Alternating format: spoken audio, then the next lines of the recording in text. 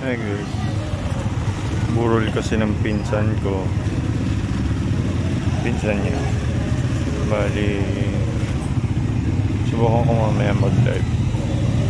Tapos ngayon, nandito kami sa lugar kung saan yung dating bahay namin.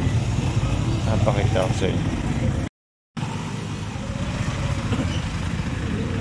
Malayo pa eh. Pero dadaanan. Sobrang laki na ng pagbabago ng Sinaid. Dati puro kubo yan, puro puno. Ngayon, puro bahay na. Ha? Ay! Hi! Ngayon, tingnan nyo.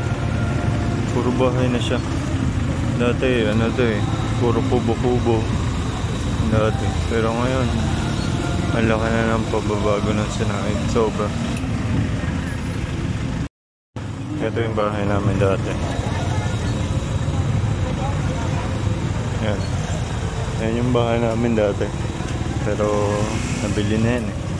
Pinagbili na. Yung compound na yan.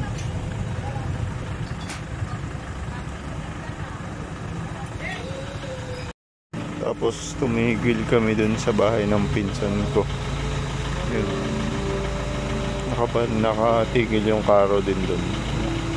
Dun kasi yung bahay nila.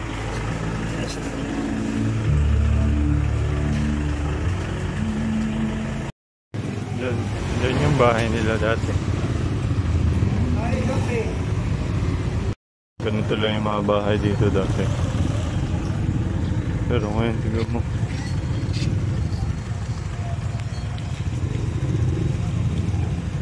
Sobrang laki. Tapos dadaan lang kami sa school kasi teacher yun. Dadalhin lang dun. Tapos iikot na kami. Dadalhin sa cemetery. Tapos ito na yung school. Sinaid Integrated School. Diyan ako nag-elementary. Grade 1, grade 2.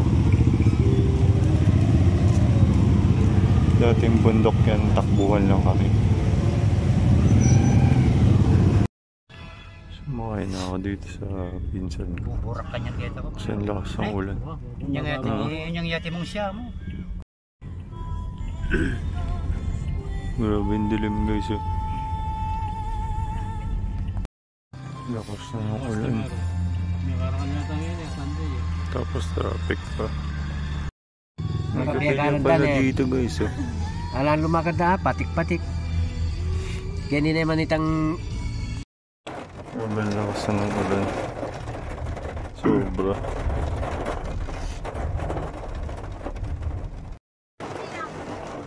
Dito na kami sa Garden of Asuncion. Ito na yung pinsan namin. Tapos hindi na rin ako makakababa kasi sobrang lakas ng ulan. As in, basa yung jacket ko nung bumaba ako kanina. Kaya dito lang muna ako sa akin.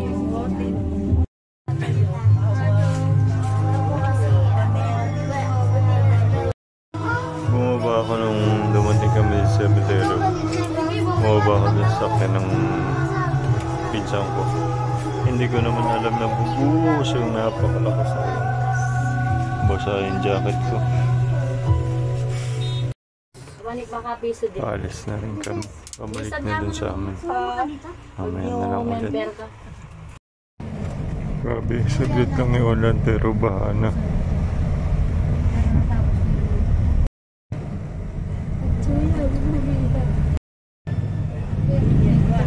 Sakit diba? Bilis nagbaha. Sadyang malakas yung ulan. Grabe no? Baha kagad. Saglit lang na ulan.